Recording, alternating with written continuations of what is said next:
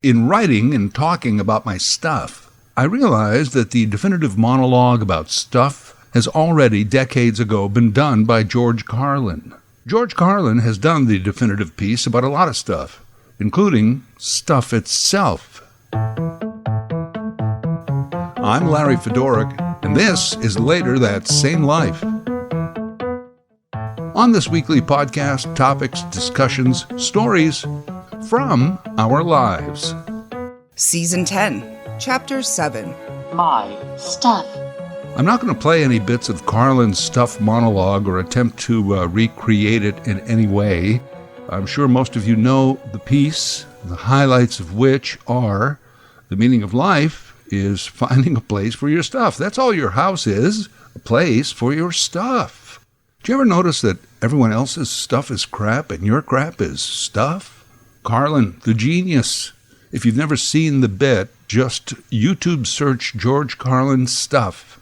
It's the one where he's wearing a brown sweater, kind of a brown background. It's about 6 minutes long. If you've never seen it, do yourself a favor. I have been thinking about my stuff a lot lately. And as I said, for me, even if the word stuff comes up, my mind goes right to George Carlin.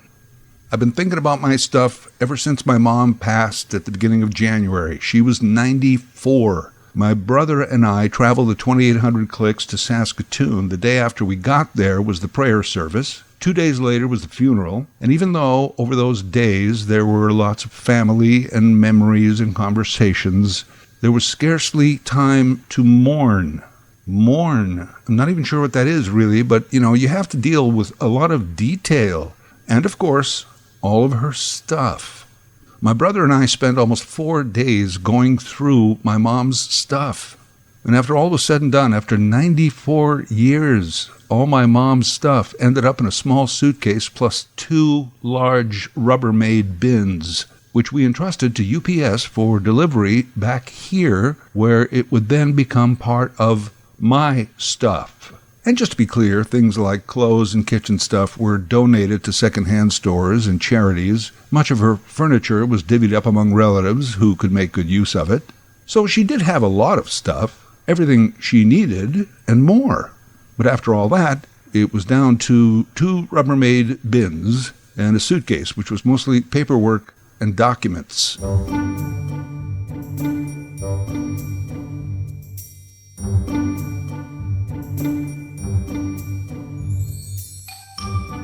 The paperwork and documents were interesting. 99% of it went through a shredder. She was meticulous in keeping important papers. If meticulous is the right word, probably not.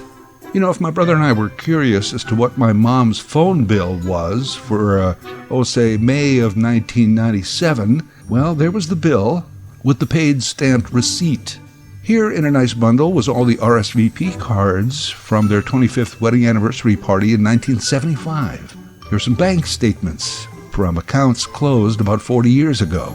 And the thing was, you couldn't just throw it all onto the fire en masse, because somewhere between the pharmacy receipts from the 1960s might be your own first year at school artwork, or a fascinating collection of postcards that her brother brought back from Holland when he served there during World War II. There was no distinct filing system. As we went through all of her personal effects, and we were on a timeline to get back home, my brother and I organized things into 2 basic piles: trash and can't deal with this now, let's just get this back home and deal with it later. Deal with it later.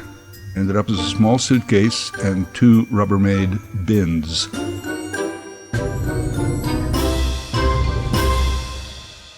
My brother and I would always joke that Mom was a borderline hoarder. I've since reassessed that.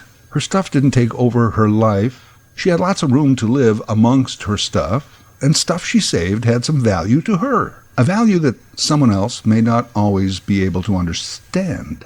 Why did she save some of this crap? Because it was her stuff. Why was her high school graduation yearbook among some expired insurance policies? I'm not sure. She had a system, obviously, not necessarily understood by someone else. Here's one. I found a box inside the laundry cupboard of her apartment at the retirement home. It contained a well-bubble-wrapped decorative dish that I remember from the china cabinet when I was a kid. The dish was a gift from my mom's grandmother, so my great-grandmother was well over 100 years old. When I told my cousin about this, she said, "Oh my God, she has been looking for that thing everywhere." So I said, well, I guess she didn't think to check behind the fabric softener. I don't know how it ended up there. My mom didn't have dementia. It was literally only in the last few days of her life that she seemed anxious and confused. But for the rest of those 94 years, she was functioning and with it. Only months before she died, she told me about a wedding that she went to, describing in great detail the ceremony and the reception, who was there, everybody's name, and how they were related. And at one point she said, then we all sat down at table 19. Table 19. A detail that she noticed and remembered and became part of the story. Still now, when I can't find something, I'm trying to remember where I left that thing, I say to myself, have you tried table 19? I'll bet it's sitting right there on table 19. After she died, she was probably at the pearly gates saying to St. Peter, I have a reservation, table 19. So how does table 19 square with a valuable antique in the laundry cupboard? I don't know. We're old. We function well, but yet we still sometimes take a minute to figure out why we came into this room at this time. Where did we leave our glasses? Hey, what was the name of that actor in that movie about that thing by the river near a tree? So maybe that was actually part of the mourning process at the time for me, taking a few minutes to figure out how this all happened. To suppose that one day Mom had this box with an antique in it, but she also had to do laundry, so she put the box down. Then during the dryer cycle, maybe she noticed it was lunchtime, so she went down to lunch. She started talking with her friends about the weather. By the time she got back, folded her laundry and cleaned out the lint trap. The action of putting a box down in a laundry cupboard was no longer a memory of the day.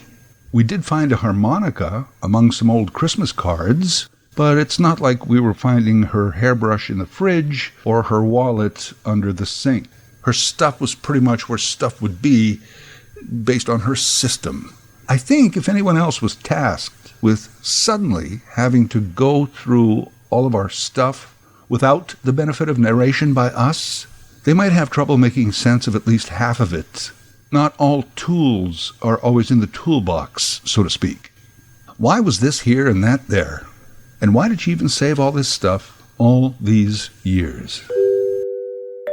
Occasionally, though, my brother and I would come across an item, and one of us would say to the other, wow, look, remember this?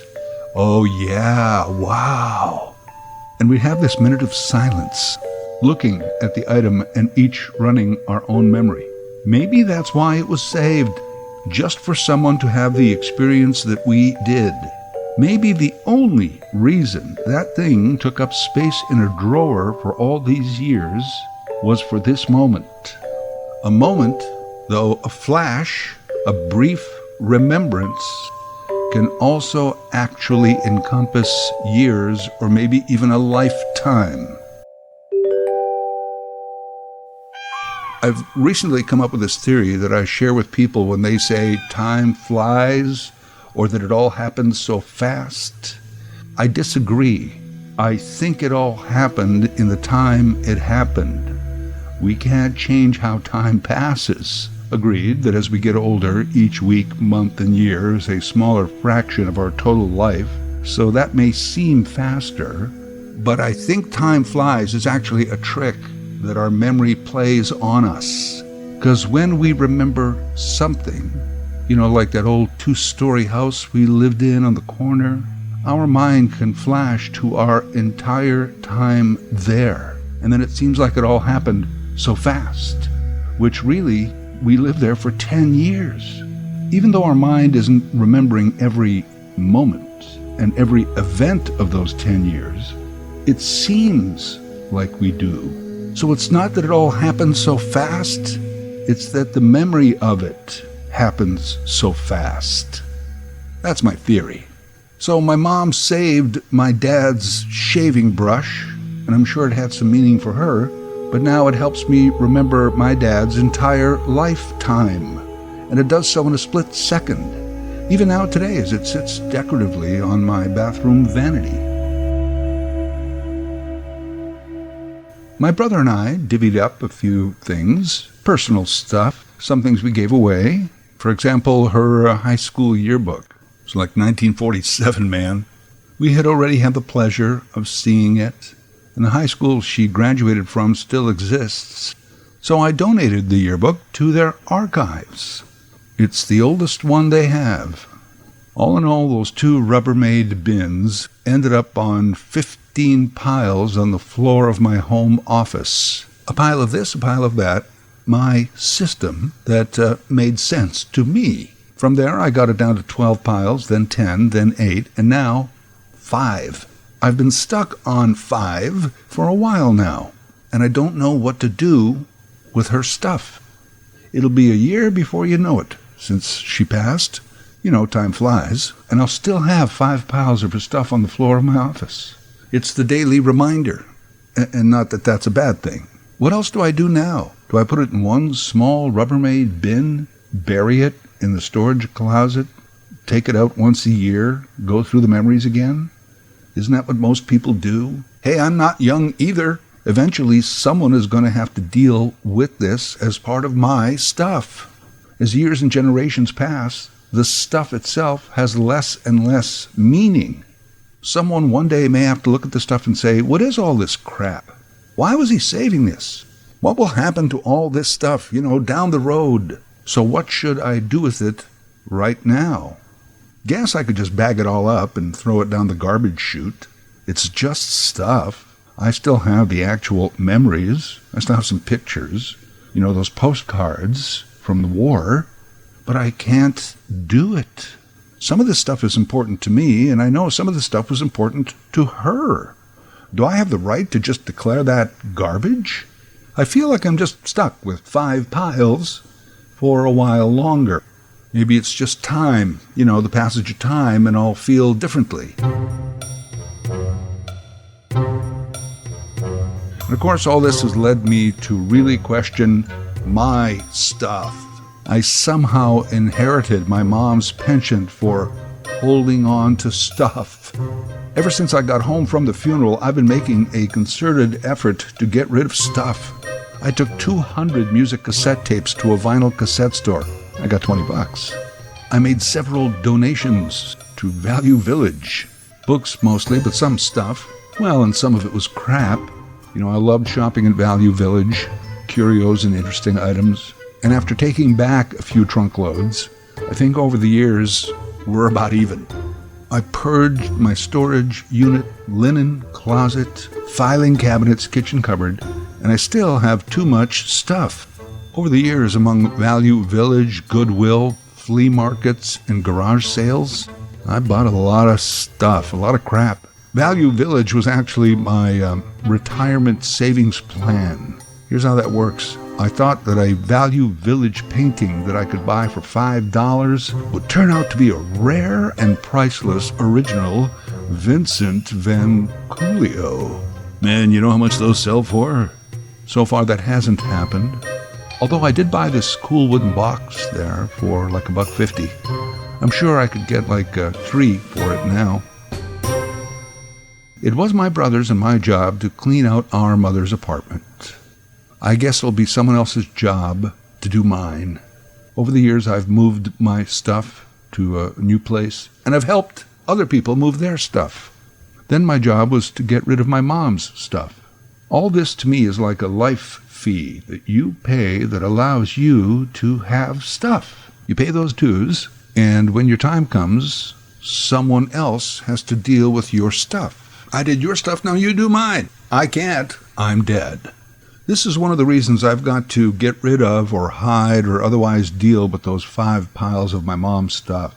It's become a daily reminder about my own stuff, and I'm fixating on it, not always in a healthy way. That is from Mom, too. She would always say, "Who's going to deal with all this stuff when I'm gone?" And I would say, oh, forget about it. Enjoy your stuff. Someone will deal with it when the time comes. And you've got lots of time to be with your stuff. And she did, because we had those conversations for over 20 years. And when the time came, the task fell on my brother and me. We managed, except for those 5 piles behind me. I've also been to estate sales in my building and around the neighborhood. Someone's grown kids getting rid of their stuff. In those cases, the person had so much stuff that the kids couldn't even deal with it. So they conscripted the entire neighborhood to take the stuff out of there one thing at a time. I've bought everything at these things, from knickknacks to furniture. Sometimes I get the story behind the item. So now I'm not only the owner of the thing, I'm the keeper of the story. I'm in charge of the tale. It's a lot of responsibility. So for a while I was like, what if I got my own stuff down to 5 small piles? Then it would be a lot easier for my kids when it's their turn to deal with my stuff. What do I need? Do I need my antique camera collection? Do I need 500 Matchbox cars, 2 baseball gloves, and a pair of cleats, 113 t-shirts, a statue of Elvis, a black decorative vintage rotary phone? Of course the answer is no, but it's like Carlin said, it's your stuff. And you just somehow feel more comfortable around your stuff. Hey, I live alone. Theoretically, I could get it down to 1 table, 1 chair, 1 dish, 1 cup, 1 knife, 1 fork, 1 spoon, 1 pot, 1 pan, 1 towel, 1 pillow, 1 shirt, 1 jacket, socks, underwear, and 1 pair of jeans. I'd keep 1 TV, and I could get it down to 1 channel. I guess I'd keep the computer and this microphone so I could keep on podcasting. But that's it. Could I get it down to just that? Somehow doubt it.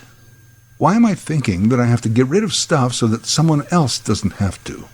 And really, of all the stuff I purged over the last year or so, I've probably only saved someone else like an hour or 2 of work. That's all. It took me an entire Saturday to get rid of that bin of cassette tapes, because I went through them one by one. Beatles, ooh. Don Henley, ooh, the Police. Duran Duran. What? Why do I have Duran Duran? That took all day. I don't know that my kids would do that. Hey, Dad liked Duran Duran. Nah, they would just look at a bin of cassettes and go, garbage. Here's one. Every time I would buy a pair of shoes, they'd offer me a can of waterproofing spray. Hey, what's a couple of bucks more? Yeah, throw that in there. Sure, I'll do that. I'll waterproof my shoes. I'd get home and dutifully spray the shoes and then throw the can into the closet. When I was cleaning up my closet, I found out that I had 10 cans of shoe spray, almost all full. So I saved my kids another few minutes and the agony of trying to figure out why Dad had 10 cans of shoe spray. You'll be happy to know that 9 cans of aerosol are now somewhere in a landfill.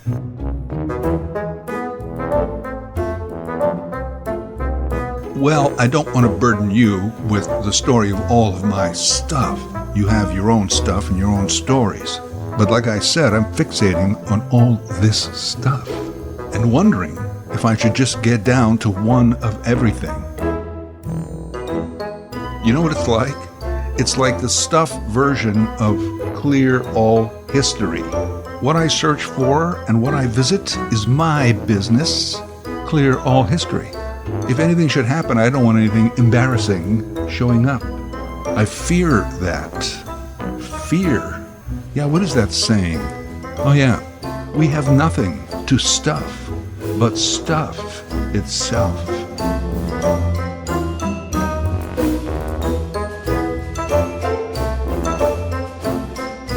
Later That Same Life is written, voiced, and produced by Larry Fedoruk.